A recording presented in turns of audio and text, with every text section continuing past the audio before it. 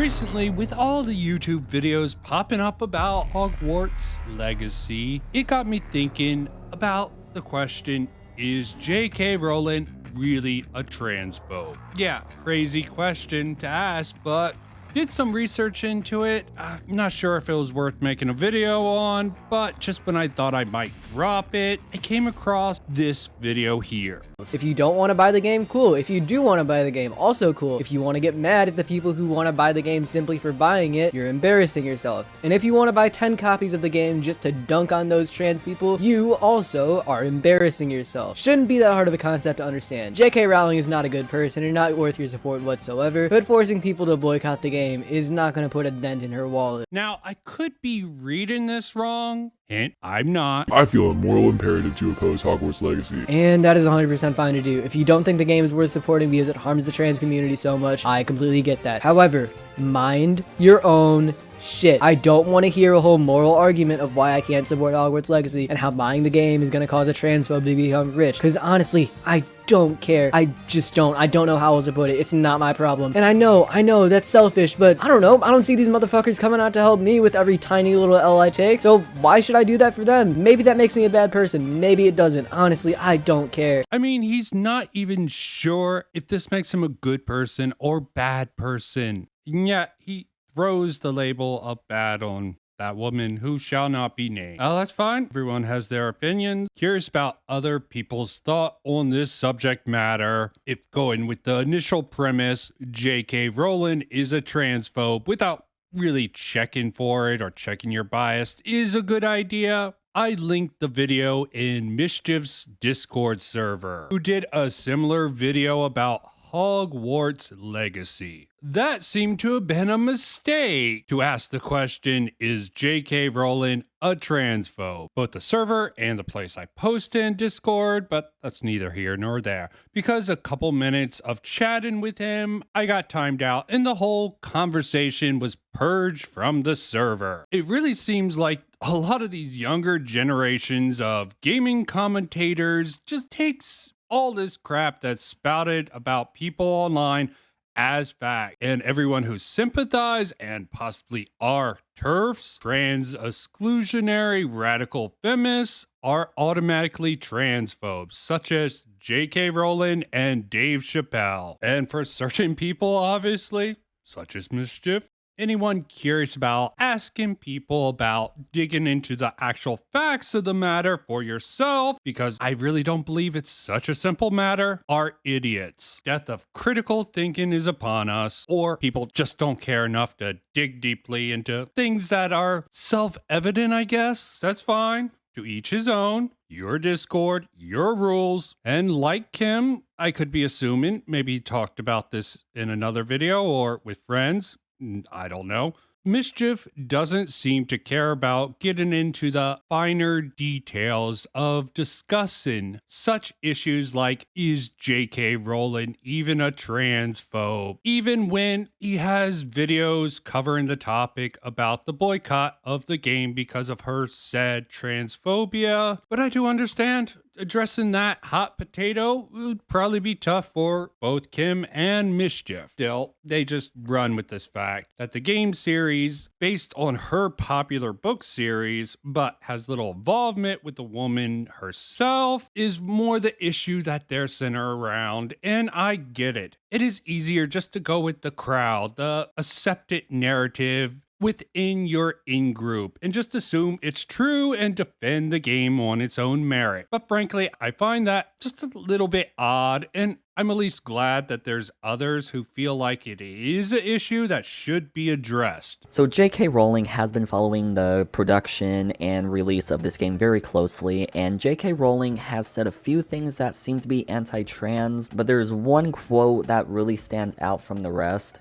and I kind of want to quote it real quick, and that is, "I want trans women to be safe," she wrote. "At the same time, I do not want to make natal girls women less safe. And I'm not exactly understanding this quote, but this is the quote that everybody seems to be getting really mad about. To me, I feel like she wants natural people to be safe along with trans people, but at the same time, I really don't understand where people are getting she's anti-trans from this quote, but this is the one that is standing out between everything, and it's getting as far as like people are refusing to even buy any sort of Harry Potter merchandise or any sort of Harry Potter movies. But I don't know, maybe J.K. Rowling has actually said some terrible things about transgender people. No one has actually talked about what she's said. When hearing about this boycott of Hogwarts Legacy, it occurred to me that I just kept hearing about how transphobic she is, rather than the stuff that she has allegedly said or the specifics of what she actually said that is so controversial and so bigoted. Here's one of J.K. Rowling's responses to an article that refused to refer to people that menstruate as women, but rather as, quote, people who menstruate. She said, "People who menstruate. I'm sure there used to be a word for those people. Someone help me out. Woombin? Wimpoond? Woomud?" Of course, implying that women and people who menstruate are necessarily the same, thus excluding trans women who are biologically incapable of menstruating. In another tweet, she said, "If sex isn't real, there's no same-sex attraction. If sex isn't real, the lived reality of women globally is erased. I know and love trans people, but erasing the concept of sex removes the ability of many to meaningfully discuss their lives. It isn't hate to speak the truth. The idea that women like me, who've been empathetic to trans people for decades, feeling kinship because they're vulnerable in the same way as women, i.e. to male violence, hate trans people because they think sex is real and has lived consequences, is a nonsense." So here she's actually quite open and supportive of trans people, trans women in this case, but she's expressing the biological reality that there will definitely be some differences between women, or people who menstruate in this case, and trans women. The long-term health risks of cross-sex hormones have been now tracked over a lengthy period. These side effects are often minimized or denied by trans activists. Now, it is crazy to deny that there can be some really serious negative consequences involved with pumping foreign hormones into your body. And even if you're lucky and don't experience any of the super severe consequences such as sterilization, acne, mood instability, weight gain, etc., at a minimum, you will very likely be dependent on those foreign hormones until the day that you die for the rest of your life because you've altered and played with your body's natural endocrine or hormonal system. Acknowledging the potential negative consequences of taking exogenous hormones is apparently unacceptable, however, because the backlash that she received for these statements is frankly nothing short of astounding and very concerning. Take a look. One Twitter user responded to her by saying, "I wish you a very nice pipe bomb in mailbox." To which she responded, "To be fair, when you can't get a woman sacked, arrested, or dropped by her publisher, and canceling her only made her book sales go up, there's really only one place to go," talking about the violent and terroristic threats such as this.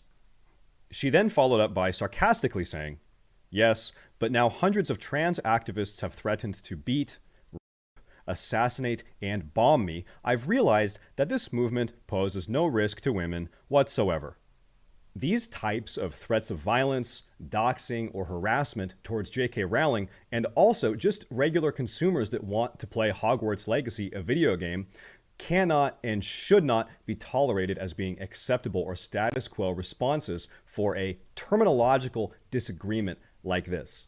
You can love trans people, you can support trans people, all whilst acknowledging their unique differences. In fact, it's those very differences that afford them a unique and diverse perspective. Since people are jumping into Hogwarts Legacy, I think this should be something that should come up in the conversation, but apparently other gaming commentators don't agree. Hogwarts Legacy does not deserve to be reviewed on its own merits. And as you can tell by that title, this is going to be a very entertaining article. Because someone involved, involved isn't even a good way to describe it. Because saying involved is to imply they had something to do with the actual making of the game. No, surrounding is a better word. If someone surrounding the game, I guess, isn't a good person, this game should not be reviewed fairly. Yes, J.K. Rowling has not actually said anything or done anything too out there, but one thing that the trans community cannot forgive her for. A clear sign of her turfdom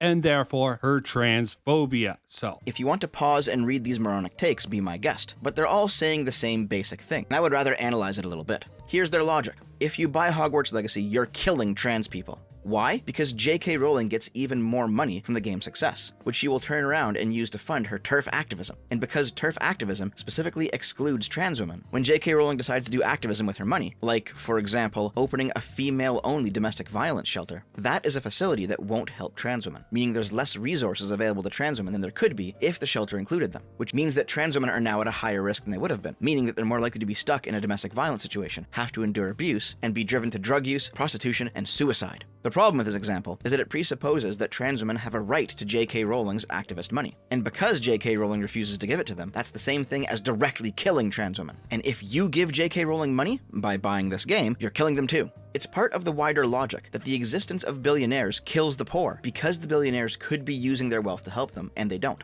And so, if you support the billionaires through voluntary trade, you are part of the problem. This is where the phrase, no ethical consumption under capitalism comes from. now, if you don't believe this is why people are considering J.K. Rowling transphobic, look into the matter for yourself. I wanted to comment on the Harry Potter fucking situation, the Hogwarts Legacy thing, because I am transgender, for those of you that haven't fucking realized it yet, and it infuriates me to no end to see the fucking cancel Hogwarts Legacy controversy thing that's not really even a controversy. If you're wondering where this comes from, it comes from the fact that J.K. Rowling has an opinion, has a perspective on the whole transgender thing, that, contrary to what Americans who are American, and that is the problem, they are American, think. Contrary to what they think, a lot of the things that J.K. Rowling says are things that you are made to acknowledge in other countries when you're transitioning, which I was, and I was forced to sign a legal document saying that I acknowledged it. And when I say forced, I don't literally mean it was sign this or else, I mean it was something pretty fucking reasonable, such as, you know you're not going to be able to have kids, right? But no, people that are terminally online decided to take the fact that J.K. Rowling says these very basic things, and a bunch of people who you know and I know have spent more money on Harry Potter merchandise than all of us combined, started hating on J.K. Rowling, trying to cancel her, dox her, and resell her books, but without her name in it. There's some parts of Kim's video that just seems to be disassociated and come off as rather naive, and I'm not even sure how to address them. With the Harry Potter IP, Rowling has made it very clear that a trans girl would find no validation in her world, no love or support. The more I played Hogwarts Legacy and the longer I spent in the classrooms and grounds of Hogwarts, the sadder I felt at how tainted the franchise has become. The sanctuary is gone. It no longer exists for us. You know what?